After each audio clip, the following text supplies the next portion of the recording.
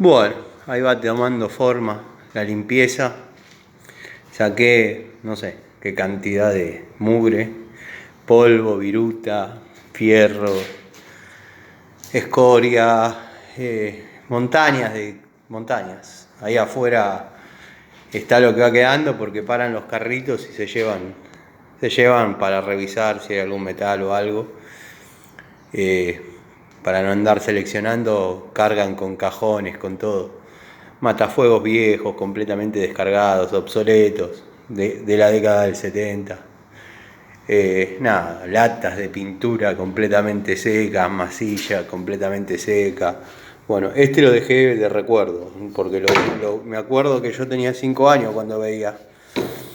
Me dio lástima tirarlo, pero bueno, no sirve para nada.